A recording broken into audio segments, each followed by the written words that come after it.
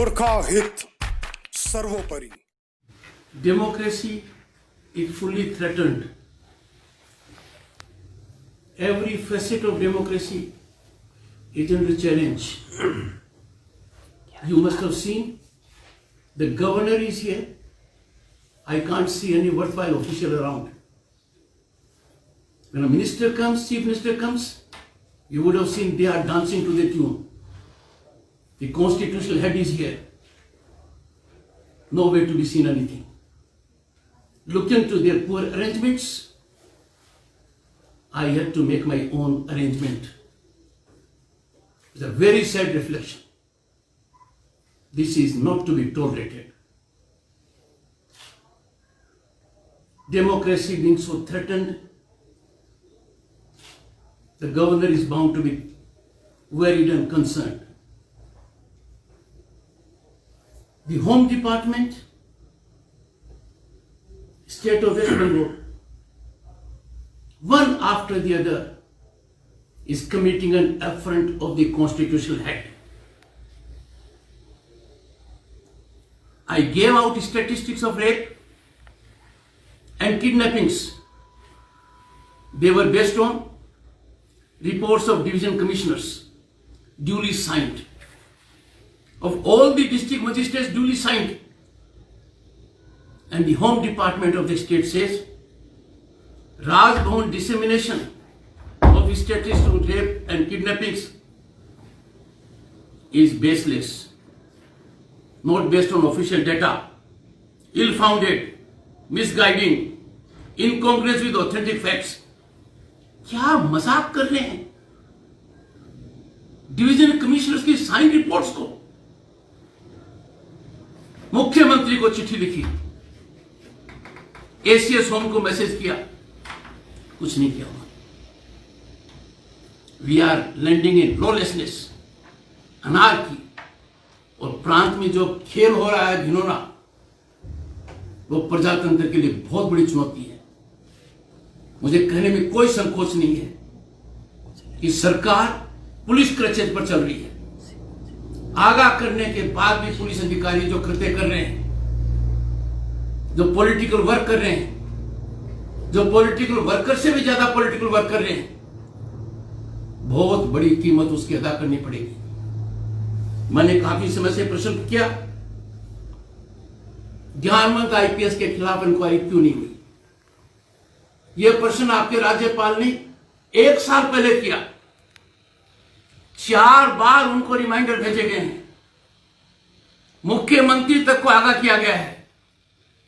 Chief secretary का जवाब नहीं, एसीएस होम का जवाब नहीं, मुख्यमंत्री का कोई जवाब नहीं. और आज क्या कहते हैं? Repeated attempt being made from certain quarters. What does home department mean? Governor is not certain quarter. Governor is constitutional head. Such an affront to constitutional head. They have no belief in rule of law. They have no belief in constitution. Already I had alerted ACS Home to behave, to believe in decorum, not to lower down his position. And then this tweet. And then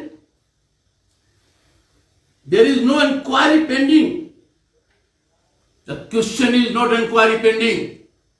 The governor has asked in writing more than a year back, in pursuance to the Supreme Court directive, what has happened to the inquiry which was to be initiated, what step has been taken, and there is more issue on that. Why there is no response to the communication of the governor from the chief minister? I am here to defend Indian Constitution, protect and preserve Indian Constitution. I will not tolerate its dilution. I can tell you I am not sharing certain things with the media. They are too sensitive. That what is happening in the state is shocking. Conspiracies to deal with those who are dealing with law. That can't be allowed. The long arm of law will reach everyone. पता नहीं इतना खतरनाक खेल जो प्रांत में हो रहा है, सरकारी तंत्र राजनीति से प्रभावित होकर उसका हिस्सा बन गया है। पुलिस अधिकारी रूलिंग पार्टी के वर्कर्स से भी ज्यादा एंथुसियास्टिक वर्कर्स हो रहे हैं। ये कानून से खिलवाड़, आई कैन अश्योर यू, बहुत महंगा पड़ेगा। कुछ लोगों की मदद ले रहे हैं जो पहले पद पर थे, अब पद पर नहीं है। मैंने प्रश्न किया है, क्या डीजीपी पुलिस का बॉस है या उसका बॉस कौन है? क्या चीफ सेक्रेटरी एग्जीक्यूटिव हेड है ब्यूरोक्रेसी का या उसके ऊपर कोई बॉस है? राज्यपाल बार बार पूछता है स्टेट सिक्योरिटी एडवाइजर का ऑब्लिगेशंस क्या है, कोई नहीं बता पा रहा है। 2018 में से वो पद पर है। क्या कार्यकलाप कर रहे हैं, क्या ऑब्लिगेशंस हैं? रीना मित्रा फरवरी 2019 से है। What are her terms and conditions? No one is telling the governor to play fire with democracy, not to deal with the constitution, head as per constitution, are all indicative that there is no belief in the Indian constitution. And that is something which I cannot tolerate. I cannot countenance. Police अधिकारियों की इतनी मर्जी हो जाए कि कानून को तिलांजलि देकर, कानून को इग्नोर कर राजनीतिक इशारे पर कठपुतली बन जाएं, चाहे जिसकी सिक्योरिटी विड्रॉ कर लें, टेलीफोन के आधार पर सिक्योरिटी विड्रॉ कर लें। क्या सिक्योरिटी कोई पॉलिटिकल बेट है? क्या सिक्योरिटी क्विड प्रो क्वो है? सिक्योरिटी बहुत रैशनल कंसीडरेशन में दी जाती है, सोच समझ कर दी जाती है। सिक्योरिटी विड्रॉ की जा सकती है, उसके मापदंड होते हैं, उसका राजनीतिक मापदंड नहीं हो सकता। सरकारी तंत्र का पूरा राजनीतिकरण हो गया है और राजनीति का पूरी तरह से अपराधीकरण हो गया। पुलिस प्रशासन पूरी तरह से पॉलिटिकल पार्टी की विंग बन गया है। राज्यपाल के लिए चिंता का विषय है। आज मैं राज्य के प्रशासन और पुलिस को आगाह भी करना चाहूंगा और गुजारिश भी करना चाहूंगा, कानून के रास्ते से मत भटकिए, संविधान को तिलांजलि मत दीजिए।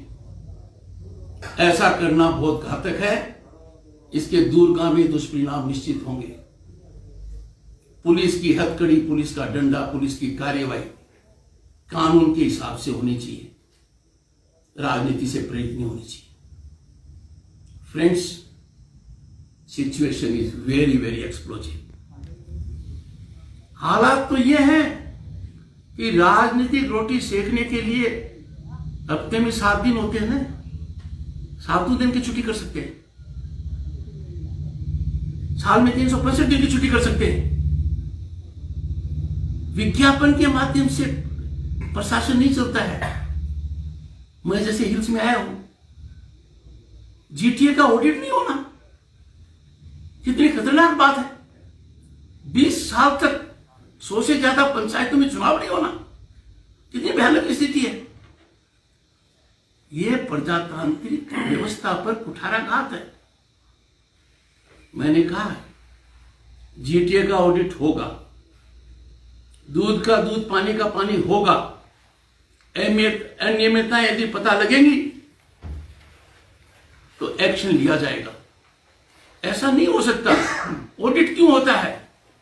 ताकि पता लगे सरकारी धन का उपयोग सही तरीके से हुआ है, जन कल्याण के लिए हुआ है, जिस काम के लिए धन का उपयोग होना चाहिए उसी के लिए हुआ है, उसमें कोई कोताही नहीं बरती गई है, उसका कोई लीकेज नहीं है, उसमें कोई भ्रष्टाचार नहीं है, उसमें कोई कटमनी नहीं है। पर ऑडिट ही नहीं होना। 2017 के बाद जीटीए क्या है? सरकारी विभाग बना दिया। ऐसा नहीं होना चाहिए था। इन सब बातों को देखकर मैं बहुत चिंतित हूं। सरकार को बहुत आगाह किया है कि प्रांत में संविधान करीब करीब कोलैप्स हो गया है। मुख्यमंत्री को पत्र लिखकर बताया गया है, पत्र का जवाब नहीं देते। अब एक रास्ता निकाल लिया कि होम डिपार्टमेंट ट्वीट कर देगा और राज्यपाल को कह देगा सम क्वार्टर्स। यहां तो आपने देख ही लिया है। कभी देखा आपने किसी मंत्री को होते हुए कैसे लोग कलेक्ट्रेट पे खड़े रहते थे? देखा कि नहीं आप लोगों ने? चीफ मिनिस्टर होते हैं तो चीफ सेक्रेटरी तक साथ आ जाते हैं। This can't be tolerated. These district officials have miserably failed to organize visit of the governor in a befitting manner. मेरा मन था कि मैं टेनो पार्क के अंदर जाऊं, पहले कह दिया सब ठीक है, फिर कहा सब रिपेयर हो रहा है। क्या मजाक हो रहा है? At any cost, whatever it may take, there can be no dilution of democracy. At any cost, I am committed that governance in the state shall be only in accordance with Constitution, in accordance with rule of law. और पिछले कुछ दिनों में police प्रशासन की जो गतिविधियां हैं वो सबको शर्मसार करने वाली है। I don't want to share the details, but I can hold out an assurance to you, जो भी लीग से अलग हटेगा, कानून से दूर जाएगा, संविधान को नहीं मानेगा, दुष्परिणाम निश्चित रूप से भुगतने पड़ेंगे।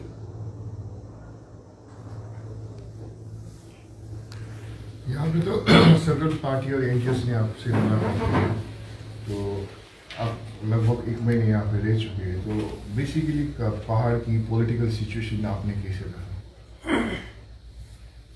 पहले तो मैं बता दूं कि राजभवन दार्जिलिंग मेरा कार्यालय है। यहाँ के हालात की जानकारी जब से राज्यपाल बना हूं मेरे को मिलती रही है।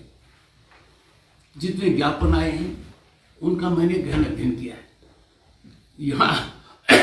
यहाँ आकर मैं सब लोगों से मिल रहा हूं।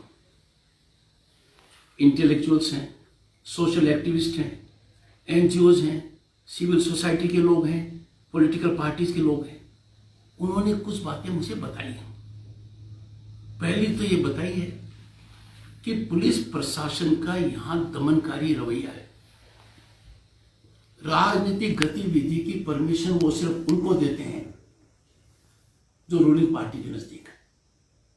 ये घातक है। मुझे ये नजर आ रहा पूरे प्रांत में कि ओसी और आईसी नए सत्ता के केंद्र बन गए। उनके माध्यम से ये सब कुछ करने की योजना बनी हुई है। उनके माध्यम से ये भी योजना बनी हुई है कि आगे वाले चुनाव के अंदर हम किस प्रकार से उनको 2 बातों के लिए आश्वस्त किया है। पहला, भारत के संविधान के तहत हर समस्या का समाधान है। मैं उदाहरण देता हूं, अनुच्छेद 370 डॉक्टर BR अम्बेडकर ने इसको ड्राफ्ट करने से मना कर दिया। डॉक्टर श्यामा प्रसाद मुखर्जी ने अपना जीवन इसमें लगा दिया, जीवन का बलिदान देना पड़ा। उन्होंने कहा एक विधान एक निशान। लोगों ने उम्मीद छोड़ दी थी कि 370 का कुछ नहीं होगा। 70 साल निकल गए। आज 370 भारत के संविधान से विलोपित है। It is not part of Indian constitution. We are grateful to members of parliament. We are grateful to the visionary leadership of prime minister कि 370 आज के दिन भारत के संविधान का हिस्सा नहीं। किसी ने कल्पना की थी, पर सोल्यूशन हुआ। राम मंदिर का मुद्दा लीजिए, लंबी समस्या थी, लोग इंतजार कर रहे थे। कोर्ट से होगा, कानून से होगा, ऑर्डिनेंस से होगा। निर्णय हुआ भारत के संविधान के तहत, सुप्रीम कोर्ट का निर्णय हुआ, 5 जजेस ने निर्णय दिया और राम मंदिर का निर्माण शुरू हो गया। 3 तलाक मुस्लिम बहनों के लिए कितना बड़ा अमानवीय था, मानव अधिकारों का कितना घोर उल्लंघन था। सोचा था किसी ने होगा, हुआ। उसी तरीके से जो भी समस्या है, उस समस्या का समाधान भारत के संविधान के तहत है। अब ऐसा तो नहीं हो सकता कि रेलवे स्टेशन के ऊपर आप हवाई जहाज का इंतजार करें। ऐसा करेंगे तो समाधान नहीं होगा। कुछ मुद्दे हैं जिनका समाधान राज्य सरकार के पास है, कुछ मुद्दे हैं जिनका समाधान केंद्र सरकार के पास है, कुछ मुद्दे हैं जिनका समाधान संसद के पास है। मैंने बहुत गहन अध्ययन किया है। मैं जाने से पहले पत्रकार बंधुओं से दार्जिलिंग में चर्चा करूंगा। अभी मेरी कई मीटिंग्स लाइन अप है, पर मैं इतना आपको कह सकता हूं, this is a great area, enormous potential है। चाय मान लो, टूरिज्म मान लो, अलग टाइप के स्पोर्ट्स मान लो, यहां एक्टिविटी बढ़नी चाहिए, एम्प्लॉयमेंट जनरेट होना चाहिए, करप्शन कम होना चाहिए। जब मैं सड़कों की हालत देखता हूं, देश में कहीं चले जाओ, प्रधानमंत्री सड़क योजना की सड़कें कमाल की हैं, यहां आपको वो झटके देती हैं। जरूर कहीं कहीं कुछ गड़बड़ है, उन सब का ध्यान दिया जाएगा।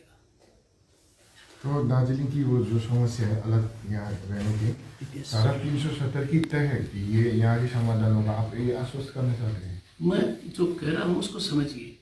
समस्या कितनी ही क्लिष्ट हो, चाहे अनुच्छेद 370 जैसी हो, उसका समाधान भी भारत के संविधान के तहत है। तो कोई ऐसी समस्या नहीं है जिसका समाधान भारत के संविधान के तहत नहीं है। उसमें राज्यपाल की क्या भूमिका हो सकती है?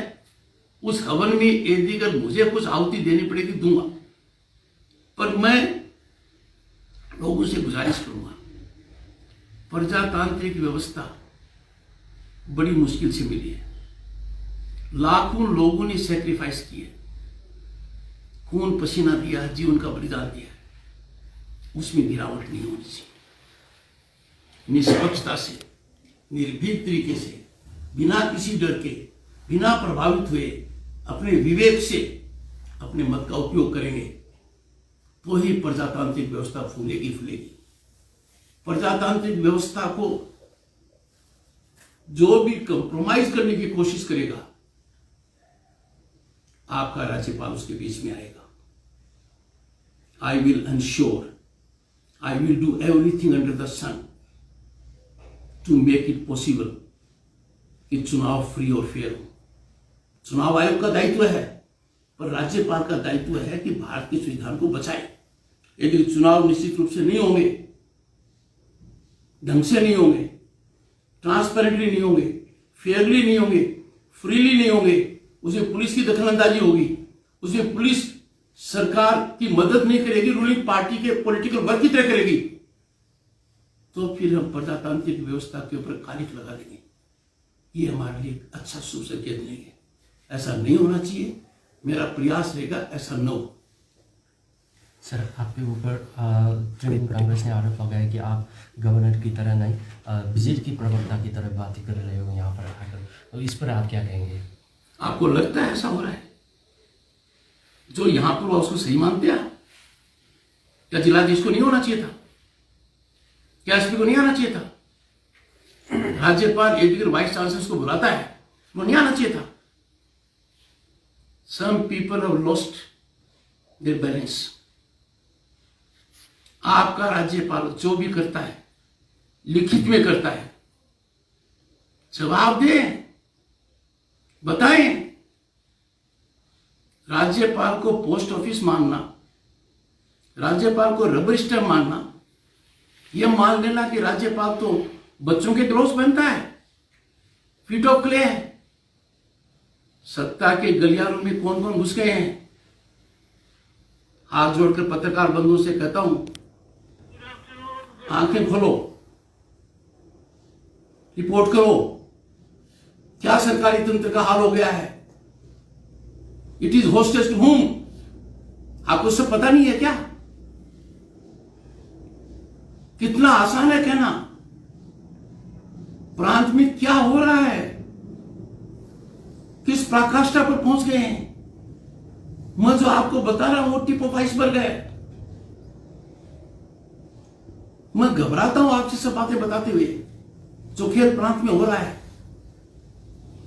किसी भी सभ्य समाज में, किसी भी डेमोक्रेटिक नेशन में, किसी भी society govern by rule of law इस प्रकार का भयानक काम नहीं हो सकता। कल्पना करते हैं लोग कि ऐसी कॉन्स्पिरेसी भी हो सकती है। इतने दिलेर हो गए कि कानून तक की परवाह नहीं है। इतना ही बताना चाहता हूं, जिन लोगों ने कानून को चुनौती दी है, डेमोक्रेसी को खत्म करने का प्रयास किया है, वो खुद खत्म हुए। सर, अभी पावर का सिचुएशन जो है उसके बारे में क्या बोलना चाहेंगे? वो तो बोल सका बेटा। अच्छा, मैं एक क्वेश्चन पूछूं, कल सर परमानेंट पॉलिटिकल सॉल्यूशन के ऊपर क्या होना चाहिए? मैंने बताया ना जी, इस विषय पर मैं कह चुका हूं। बोलिए सर नहीं वो तो कल क्या आपने कह रहे थे जो North Bengal to far of Bengal, तो बंगाल से दूर नॉर्थ बंगाल का जो पार्ट आप बोल रहे थे कल आपका जो दूरबीन का विजिट में, नॉर्थ बंगाल जो बंगाल थोड़ा फार माने फार है, ये नहीं कहा मैंने। नॉर्थ बंगाल को लेकर कुछ आप लोग की तरफ नहीं, नॉर्थ बंगाल मेरे दिल में है। नॉर्थ बंगाल आकर मैं अत्यंत प्रसन्न हूं। नॉर्थ बंगाल में असीम संभावनाएं हैं। नॉर्थ बंगाल में जो डेवलपमेंट होना चाहिए उसमें और बढ़ोतरी होनी चाहिए। North Bengal must be education hub. North Bengal should be hub for medical facilities, tourism. ये है। मेरा मन कितना दुखी होगा मैं बताऊं। पूरे प्रांत के किसानों के साथ कितनी बदसलूकी है। पूरे देश में किसानों को कितना मिल चुका है। हर साल 6,000 रुपये, 12,000 रुपये हर किसान को मिल चुका है। पश्चिम बंगाल के 70 लाख से ज्यादा किसानों को नहीं मिला। कितना नुकसान हुआ? 8,400 करोड़ का। क्यों नहीं हुआ? राज्य सरकार ने टकराव किया, जानकारी नहीं दी। राज्यपाल चिंतित है, यहां के किसानों को मिलता, पूरे प्रांत के किसानों को मिलता। देश में 52,000 करोड़ रुपए मिल चुके हैं। हमारे राज्य की भागीदारी क्यों नहीं है? 8,400 करोड़ को छोटी रकम नहीं है। किसान के पास जाती तो कृषि व्यवस्था के अंदर बढ़ोतरी होती। तो डायरेक्ट की बात कर रहा हूं मैं, सीधा उनके अकाउंट में जाता, बिना मिडिल मैन के जाता, बिना इंटरमीडिएट के जाता, बिना कट के जाता, सीधा अकाउंट में पहुंचता। नहीं दिया। किसान के पेट पर लात मारना, राज्यपाल को दुख नहीं होगा क्या? मैंने बहुत आगाह किया। आखिर में सरकार 20 महीने बाद जागी और कहा कि ये पैसा हमको दे दो। व्यवस्था के साथ कितना बड़ा बदसलूकी है। सीधा तो आपको पैसा मिल रहा है, आपके अकाउंट में मिल रहा है, मैं कहूं मेरे माध्यम से दो। Why should government be an agent? ये मैंने कहा है, हैव रिटन इट। जवाब नहीं आता है। अब एक नया रास्ता कर लिया है। ACS home is playing with fire. उनको चिट्ठी दी हुई है पहले से। राज्यपाल के साथ इतना बड़ा कुकृत्य करना, पब्लिक डोमेन में करना, और फिर भी वो समझ लें कि उनका आचरण सही है। I don't agree. मैं मानकर चलता हूं, प्रांत के पत्रकार बहुत नाजुक मौका है। आपकी दिक्कत समझता हूं, आपकी परेशानियां समझता हूं। मुझसे जो प्रश्न करते हो और उसे नहीं कर सकते, पर गुजारिश करूंगा, ऐसा काम मत कीजिए कि लोग ये कहें कि पत्रकारों ने डेमोक्रेसी को फेल कर दिया। आप बहुत से प्रश्न मेरे से पूछते हैं, जवाब आपके पास है।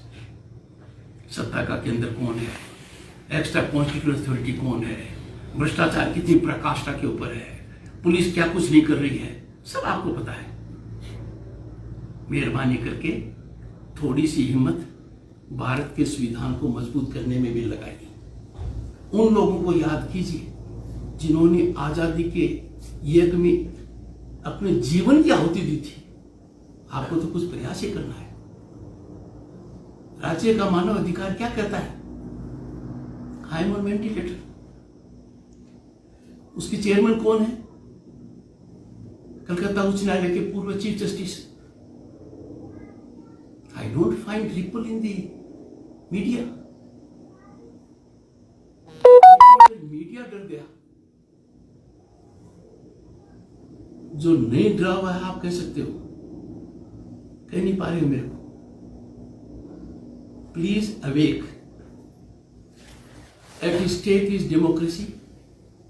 Object is to save the democracy, to organize performance in accordance with the Constitution. Thank you so much.